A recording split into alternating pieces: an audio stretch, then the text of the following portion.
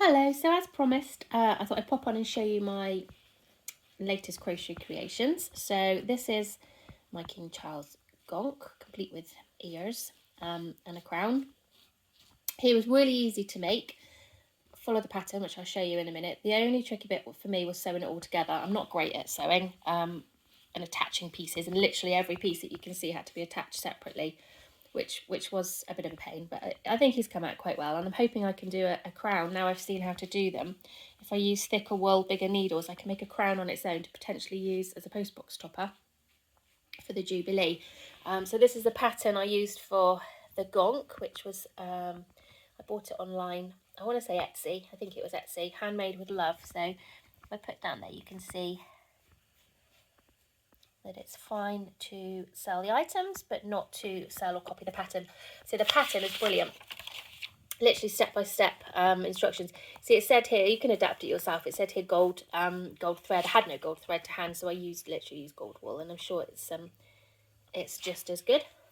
But yeah, he was really easy, really step-by-step instructions, and came out super, but an awful lot of sewing up. But I'm pleased with how he's come out. So then, of course, I've tried to do Camilla, Queen Consort. This is her pattern, which I was thinking, oh, great, yes, that's going to be really easy. This, I think, was from a different company. Pattern by Hugels from Etsy. She's turning out okay so far. This is body and head, because obviously, if you can see there, she doesn't really have an actual head. It's just her nose. I've done her hat to go on. I've got to do the rose to go on it, and then her nose and her hair.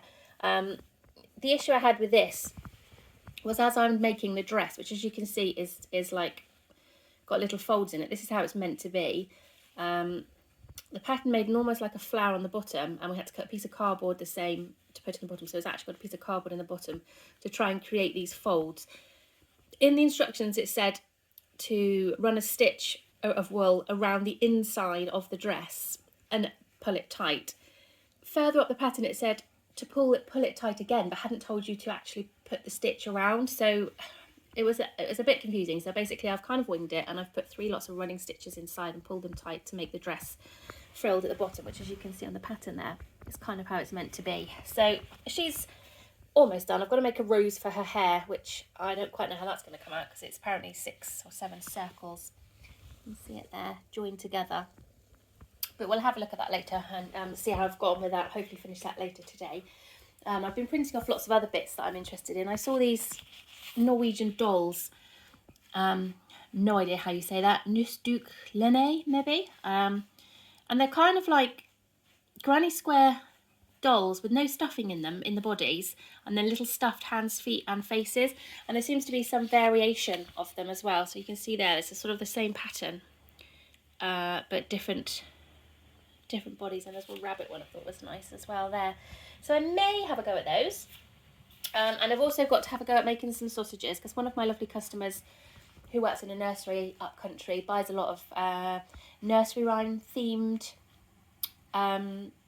items off of me. So I've done her 5 currant buns, along with the pennies and the little money bag, fishes, and I've also done 5 little ducks for the 5 little ducks nursery rhyme, and she's after 10 fat sausages now. So I'm looking for a wool that's a bit not all plain brown, just sort of multicoloured brown to make it look a little bit nicer. So I've got a couple patterns to try.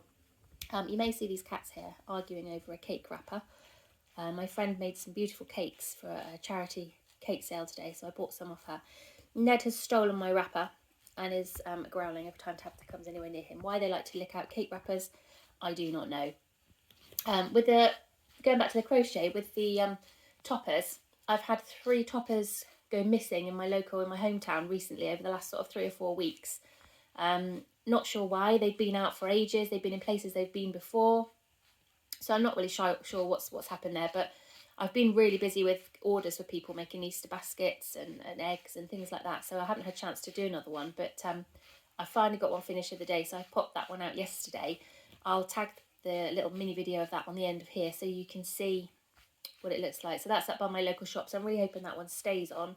I've tried to do it up quite tight, but it's still quite easy to lift them off, to be honest. When I go to remove them, I only ever just literally pull them a little bit and they do come off. I mean, I could go down the route of cable tying them on, but I figure that if people are going to start taking them, I'll stop putting them out. But we'll try a few more and see how it goes.